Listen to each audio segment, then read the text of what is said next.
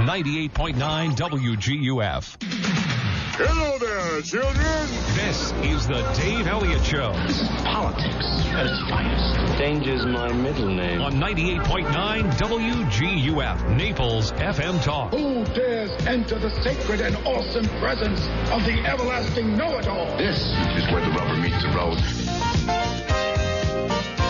It's 4:09 on the Dave Elliott Show. Good afternoon. Thank you for being here today. The big debate is just a matter of hours now, about 5 hours away tonight in New York on Long Island, and we'll be watching with great interest in that debate. One of the people that I trust the most to give me some pretty good inside information on what might be happening inside the Democratic Party and maybe even inside the president's head a little bit is our good friend Robert Weiner, who for 30 years has been involved in the political and government arenas with the White House as drug czar's public affairs director. He worked for Claude Pepper as staff director of the Aging Committee with Congressman Ed Koch as a legislative assistant, and now is a basically public affairs and issue strategy support company in D.C. Hi, Bob.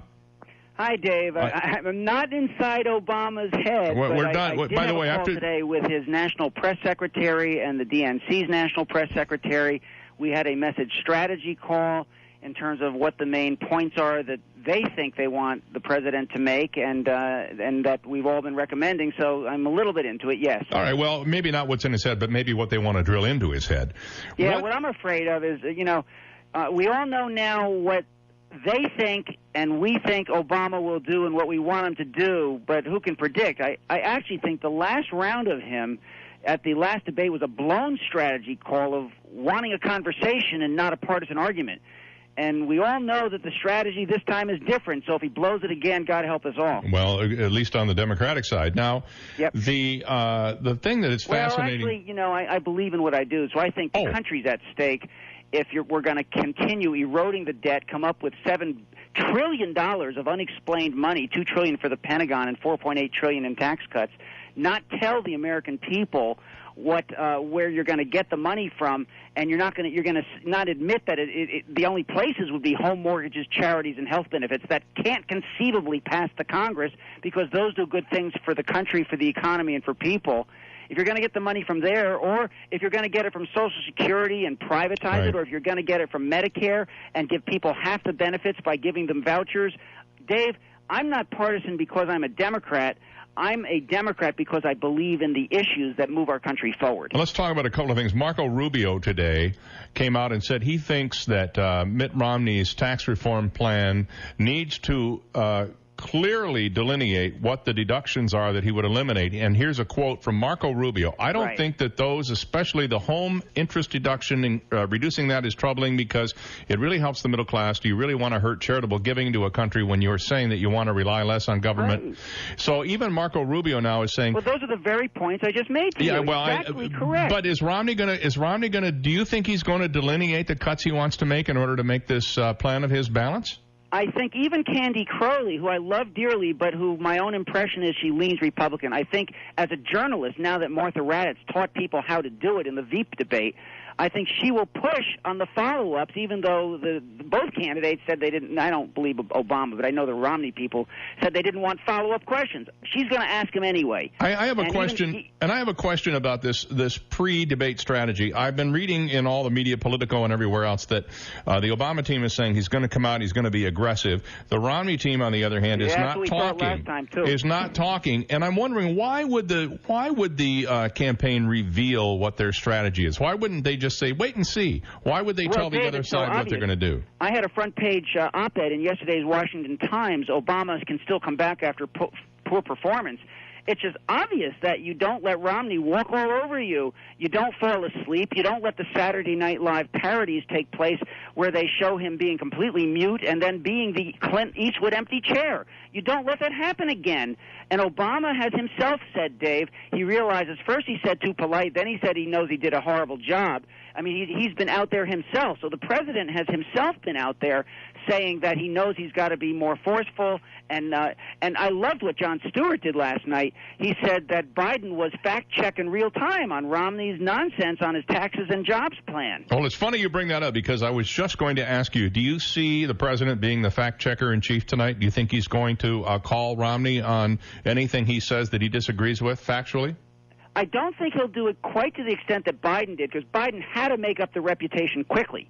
But I think what Obama will do is wait a couple more sound bites of Romney's and then do it in more of a clump.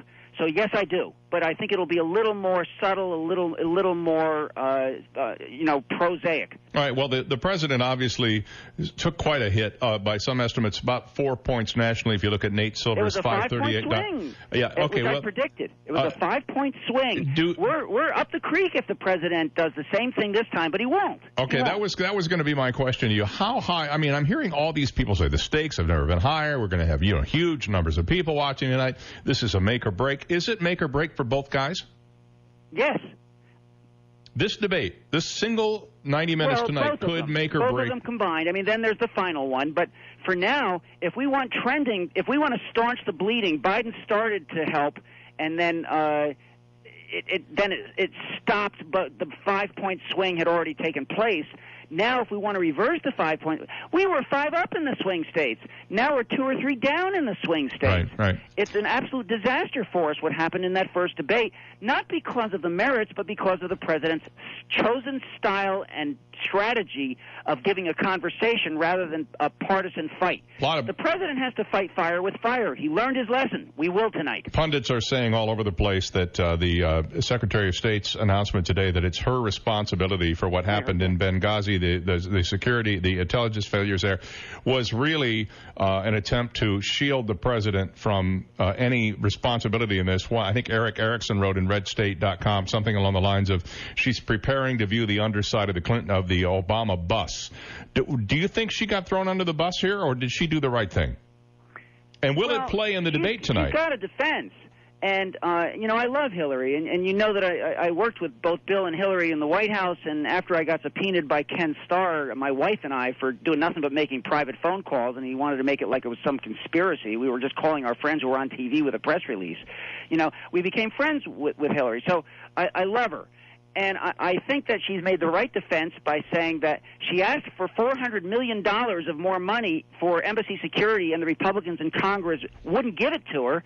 She made the right defense when she said that she has asked for an investigation, which is, by the way, what Bush did after 9/11, and it took a week before he finally said, we're going to get the al-Qaeda people who did this. It takes some time. Even a court case gives you time for discovery. And so we're a month after it, and we're saying it was al-Qaeda, and so fine. So it took a month to get the facts, and now we're saying the facts. In the scheme of things, Bush spent months and months and months of ignoring the memo that said al-Qaeda was going to attack with airplanes against our buildings. He completely ignored that memo, and 9/11 happened. This isn't even close to that bad. Well, of course, he's going to have to do some convincing tonight of a lot of people who are skeptical of that, and I think that becomes the issue here, doesn't it? At least in terms of Benghazi. I said to the National Press Secretary today, I said that the media has gotten compulsive on Benghazi because the Republicans are doing what Romney said he would do, take something and make it an opportunity. He is making this an opportunity. Nobody wanted that ambassador to get killed, but it was an outpost. It was not in Tripoli. It was in Benghazi.